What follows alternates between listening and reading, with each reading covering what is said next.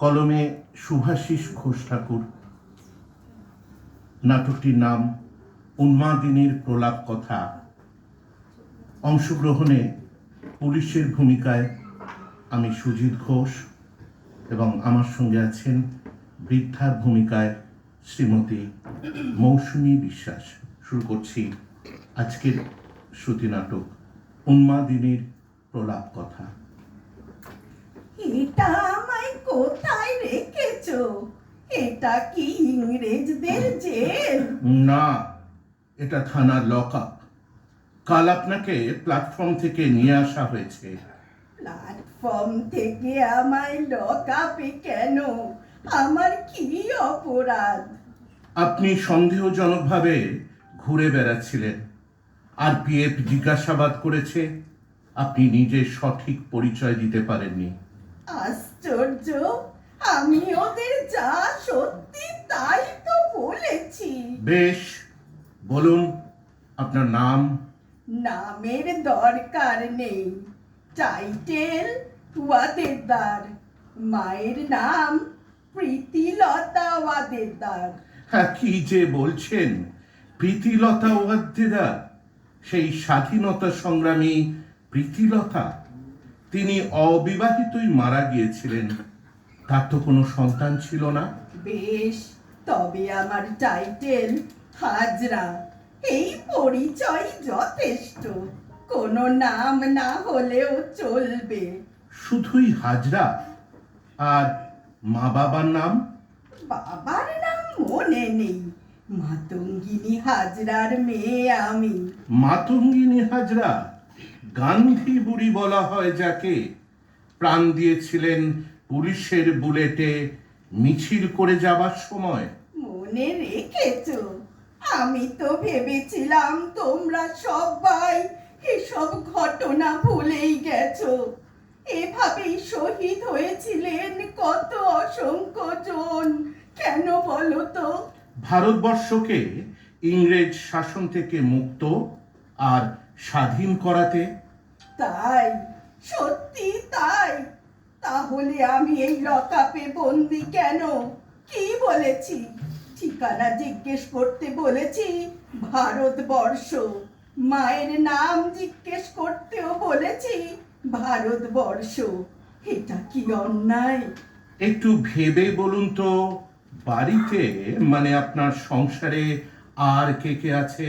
ভাইয়ের নাম ক্ষুদিরাম, প্রফুল্ল চাকি, ভগৎ সিং, আরেক দাদা মাস্টারদা সূর্য সেন। আপনি যাদের কথা বলছেন তারা সবাই ছিলেন স্বাধীনতা সংগ্রামী। এখন তারা আর কেউ বেঁচে নেই। তোমরা মিথ্যে বলছো। যেমন চিরকাল বলে এলে নেতাজি মারা গেছেন, রেনকোজি মন্দিরে তার চিতাভস্য রাখা আছে। এটা মিথ্যে কোথায়? সেটাই তো আমরা জানি। জানো, কেননা সেটাই জানানো হয়েছে তোমাদের। নেতাজিকে দেখা মাত্রই গ্রেপ্তারের যে আদেশ ইংরেজরা দিয়েছিল, ভারত স্বাধীন হতেও তবে সে আদেশ রদ হলো না কেন? তাই তিনি যদি মারাই গিয়ে থাকেন। কিছু কিছু রহস্য এমন থাকেই যা গোপনই থেকে যায় দেশের স্বার্থে আর দশের স্বার্থে। এই দেশ আর দশ কারা? তুমি, আমি আর আমাদের মতন সাধারণ মানুষেরা নই? ভারতবর্ষ পৃথিবীর সবচেয়ে বড় ডেমোক্রেটিক কান্ট্রি। গণতন্ত্রে আমরা নাগরিকেরাই সব। সরকার গঠিত হয় of the people, for the people, by the people. দূর দূর, যত সব বুঝলো কি। কিছু লোকেরাই শুধু শাসন জারি রেখে সব সম্পদ আর সুখ দখল করে। ও ওই ওই সাদা চামড়ার লোকগুলো। সাদা চামড়ার ইংরেজরা আর নেই দিদিমা। ওরা চলে গেছে সব, বহু বছর হলো। এখন আর ওরকম আলাদা লোকেরা নেই বটে, যারা ক্ষমতা দখল করে সব সুবিধে আর সম্পদ ভোগ করে। ইংরেজরা তো লুট করে ভারতীয় সব সম্পদ নিয়ে যেত ওদের দেশে। তারা নেই আর। এখন যারা ওই কাজটাই করছে তারা তবে কারা? তারাও তো ইংরেজিতেই কথা বলে। তা বলে তবে তারা সব ভারতীয়। তারা তবে সব ভারতীয়দের টাকা লুট করা ভারতীয়। এটাই তো সিস্টেম দিদিমা। এক দলের হাতে সম্পদ থাকে বেশি, আর অন্যেরা সাধারণ বা গরিবই থেকে যায়। এই স্বাধীনতার কথাই ভেবেছিল সুভাষ, অরবিন্দ, লাজপত রায়, গঙ্গাধর তিলক, বিপিন চন্দ্র পালেরা। না, সে তো ছিল স্বাধীনতার একটা আদর্শ। আর এখন ইংরেজ চলে গিয়ে যা পাওয়া গেল, তা তবে কি? কেন স্বাধীনতা? তবে এত ভুলভাল প্রশ্ন তুললে এত কথার উত্তর তোমায় কে দেবে বলো তো? ঠিকানা যদি বলতে পারো তো তোমায় তোমায় আমি তোমার বাড়ি পৌঁছে দিয়ে আসতাম। তোদের ওই অফিস ঘরে কতজনের বাঁধানো ছবি ঝুলছে দেখলাম।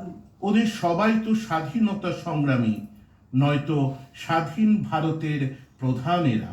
জানিস তো, ইস্ট ইন্ডিয়া কোম্পানির ইংরেজরা ছিল মুষ্টিমেয়, অথচ এ দেশ দখল করেছিল কাদের শক্তিতে?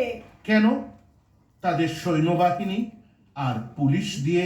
আরে, ইংরেজ ছিল কটা? পুলিশ, মিলিটারি সব তো ছিল এ দেশেরই। তাদের নেটিভ বলে অপমান করত, তবু সেই ভারতীয়রাই ইংরেজদের হয়ে ভারতীয়দের শাসন করেছে। এখনো সিস্টেম সেই একই আছে। না না, তা কিভাবে? ইংরেজরা তো এখন আর নেই। যারা আছে সেই সুবিধেবাদীরা এই ভোট দেওয়া সাধারণ পাবলিকদের ওই নেটিভই ভাবে। আর নেটিভরাও আবার এদের এই অপশাসনকে টিকিয়েও রেখেছে। আচ্ছা বলো তো, তুমি কি আদৌ পাগল? কথা শুনে বেশ তো শেয়ানা মনে হচ্ছে। ছোটবেলায় স্ট্যাচু স্ট্যাচু খেলেছিস, মনে আছে? স্ট্যাচু বলেই কাউকে থামিয়ে স্ট্যাচু করে রাখতাম।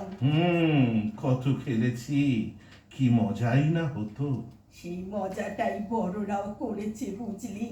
5 মাথার মোড়ে ঘোড়ার পিঠে চাপিয়ে লোকটাকে স্ট্যাচু করে রেখে দিল।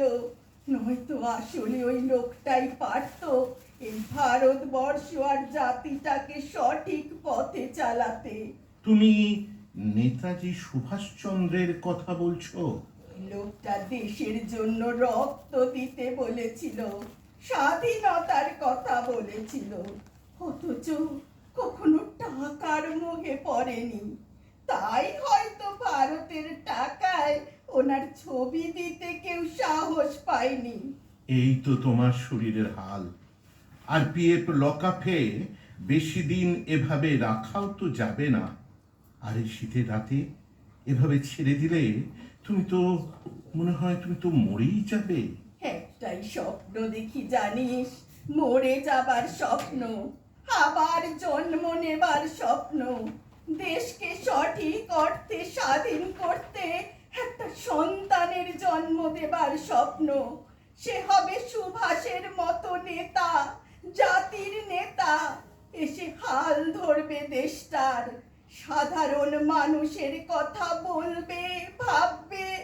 সেই দেশে সবাই প্রকৃত স্বাধীন হয়ে বাঁচবে, একদল ভোগী আর সবাই শোষিত হবে না। দাঁড়াও দাঁড়াও দাঁড়াও, ফোনটা বাজছে, দাঁড়াও। বড়বাবু মনে হয়। হ্যাঁ হ্যাঁ, বলুন স্যার। না, এই তো এই তো সামনেই রয়েছে বসে। হ্যাঁ স্যার, মাথার গন্ডগোল বলেই মনে হচ্ছে। কখনো নিজেকে বলছে প্রীতিলতা ওয়াদ্দেদারের মেয়ে, আবার কখনো বলছে মাতঙ্গিনী হাজরার মেয়ে। স্যার, ক্ষুদিরাম, ভগৎ সিং, প্রফুল্ল চাকিকে ভাই আর সূর্য সেনকে দাদা বলছে স্যার। হ্যাঁ হ্যাঁ স্যার, হ্যাঁ স্যার, ঠিক ধরেছেন। মনে হচ্ছে মাথা ঠিক নেই। হ্যাঁ, ছেড়ে দেব? আচ্ছা ঠিক আছে, ছেড়েই দিচ্ছি স্যার। যাও, এখন তুমি যাও। যাক, তবে কালা পানি হলো না। সেলুলার জেলে পড়লো না এখনকার শাসকেরা? কে আর এই বুড়ির সব প্রশ্নের ঝঞ্ঝাট নেয় বলতো? দাঁড়াও দাঁড়াও, এই নাও একটা কম্বল, এটা গায়ে জড়িয়ে বেরো। যা শীত পড়েছে না, সনসন করে হাওয়া দিচ্ছে। আমি থামবো না। ওই দেখ, আমি আবার পথে নেমেছি। আমি মরবো, আবার জন্মাবো, জন্মে সুভাষের মতো ছেলের জন্ম দেব। সুভাষ, সুভাষ রে, হায় বাবা, এ দেশটাকে স্বাধীন কর। সাধারণ মানুষের এখনো সেই পরাধীনতার কষ্ট। সবাইকে বাঁচা বাবা।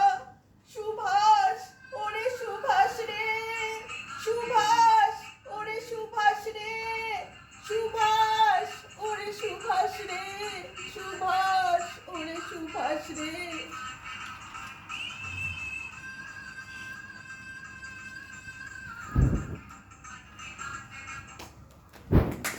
নমস্কার।